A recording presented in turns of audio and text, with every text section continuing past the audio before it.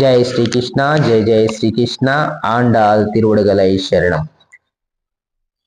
తిరుప్పావై 11వ పాశ్రం గురించి తెలుసుకుందాం.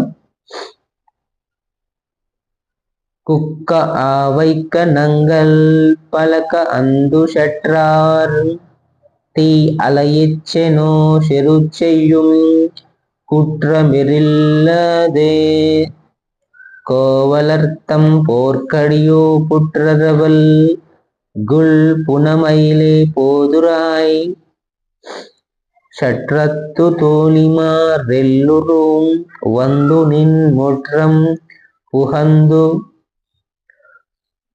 முகில்வண்ணான் பேர்பாடு ஷெற்றாதே பேசாதே செல்வப்பெண்ணாటి నీయెట్రు రంగం పోరులేలో రెంబావాయ్. అద్భుతమైనటువంటి 11వ పాశ్రం యొక్క తెలుగు అర్థం ఏమిటంటే, ఓ గోపాలకుల తిలకమా, ఓ చిన్నదాన, లేత వయసు కలిగిన పశువుల యొక్క అనేకమైన సమూహ సంపద కలిగిన మీ వంశము చాలా గొప్పది.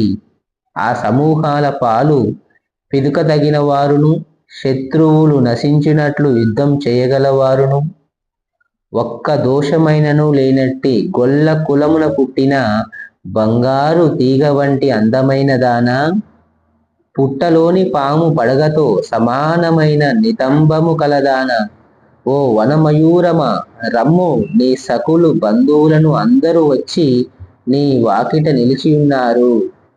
వీరందరూ నీలి మేఘమును బోలు శరీర కాంతి గల శ్రీకృష్ణుని అనేకమైన తిరునామములను పాడుచున్నారు.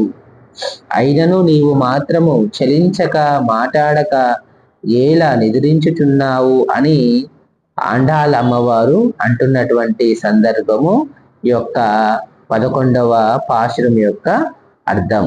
జై శ్రీకృష్ణ, జై జై శ్రీకృష్ణ. ఆండాళ్ తిరువడుగలై శరణం.